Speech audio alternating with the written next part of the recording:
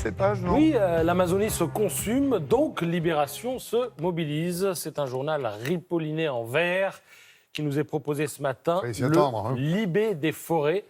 On va peut-être le voir. Non, Oui, on le voit, Je vous préviens, c'est une ode à la chlorophylle. Hein. L'arbre y est célébré comme une figure tutélaire, y compris dans les pages culturelles, précisément. Alors, c'est plutôt les pages agriculturelles ce matin. Il faut savoir que la Fondation Cartier, qui est dans le 14e arrondissement à Paris, propose une exposition intitulée « Nous, les arbres ». D'ailleurs, avant d'arriver à la Fondation Cartier, qu'est-ce qu'on a en dehors du bâtiment? Un cèdre du Liban, planté par Chateaubriand en 1823. Donc je dirais que l'expo commence déjà à l'extérieur. Hein. Il est à l'orée de la Fondation, le fameux cèdre.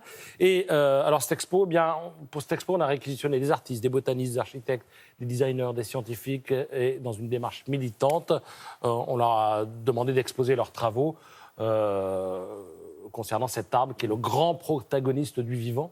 Hein. Parce que c'est aussi l'habitant de la forêt, c'est ce que disent les artistes Yanomami. Yanomami, c'est un peuple de la forêt du Brésil et du Venezuela.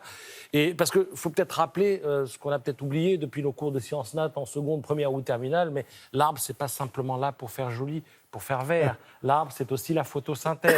Hein. L'arbre absorbe le gaz carbonique que nous, on balance toute la journée pour nous rendre de l'oxygène. Donc ça sert à respirer. Alors, concernant les œuvres, vous avez par exemple cette toile, une acrylique de Luis Zerbini, qui lui est un artiste brésilien. Et on s'aperçoit que la forêt, finalement, dans le monde artistique, est de plus en plus tendance. Parce qu'il n'y a pas qu'à la Fondation Cartier qu'on peut voir des arbres et célébrer la forêt. Il y a d'autres expos. Alors, Libé nous parle, par exemple, de cette expo à Paris, au musée Zadkine, dans le 6e arrondissement, où 40 artistes travaillent le bois. Il y a une expo également à Rouen, expo d'art monumental dans la forêt, avec, regardez, ce serpent de 28 mètres de long. Il y a aussi une table de géant qui fait 14 mètres, des chaises de 4,50 mètres de haut, nous dit Libé. Et puis alors, le projet le plus dingo, ça se passe à Klagenfurt, en Autriche. Alors Klagenfurt, c'est l'Autriche la plus conservatrice qui soit. Hein. C'était la terre d'élection de Jörg Haider, feu Jörg Haider, qui était l'homme de l'extrême droite autrichienne au début des années 2000. Et alors, à Klagenfurt, figurez-vous qu'on prévoit d'installer dans le stade une forêt de 300 espèces d'arbres. Et je lis dans Libération, au milieu d'un match de foot, on pourra contempler le spectacle fascinant d'un écosystème forestier.